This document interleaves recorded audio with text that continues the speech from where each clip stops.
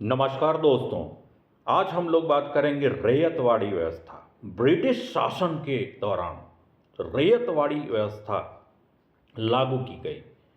रैयतवाड़ी व्यवस्था भू राजस्व प्रणाली की एक व्यवस्था थी जिसे ब्रिटिश शासन के दौरान लागू किया गया। रैयतवाड़ी व्यवस्था सबसे पहले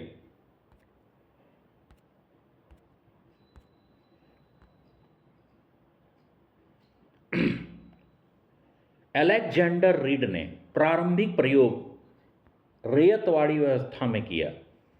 इसका प्रारंभिक प्रयोग 1792 में तमिलनाडु बारामाल के सलम जिला में किया गया। इसके बाद रैयतवाड़ी व्यवस्था ब्रिटिश इंडिया के दौरान Thomas Munro governor of Madras ने जारी किया। इसे बॉम्बे, मद्रास और असम में लागू किया गया। रैयतवाड़ी व्यवस्था में होता था कि सरकार किसान सीधे संपर्क में रहते थे, जिसके कारण किसान भूमि का मालिक होता था और जमीन बेचना, गिरवी रखना, उपहार आदि इसी में शामिल थे। रैयतवाड़ी व्यवस्था का ये भी एक प्लस पॉइंट था कि इसमें भ्रष्टाचार पे नियंत्रण लगा, क्योंकि जमींदारों को इसमें शामिल नहीं किया गया।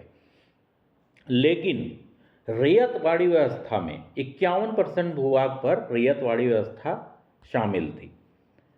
रैयतवाड़ी व्यवस्था में क्या हुआ कि ये तो ठीक चल रहा था, लेकिन किसानों पर अत्यधिक कर का दबाव नगद के रूप में, तो कभी कभी ऐसा होने लगा कि किसान साहूकारों से लोन लेके भी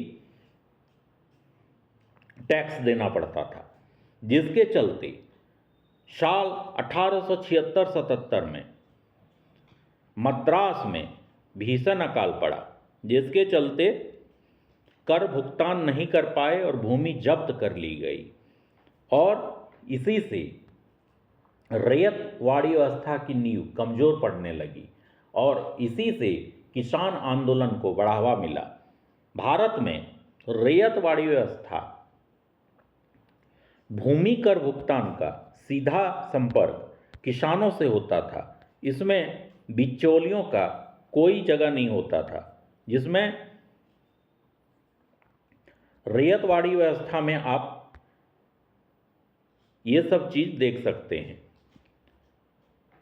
20वीं सदी का किसान आंदोलन भी रैयतवाड़ी व्यवस्था के अव्यवस्था के चलते पड़ा, क्योंकि इसमें सीधे कर भुगतान भी, और अगर पैदावार नहीं भी हो उस समय भी भुगतान देना एक बहुत ही कड़ा फैसला हो गया, जिसके चलते रैयतवाड़ी व्यवस्था की नींव कमज़ोर पड़ी।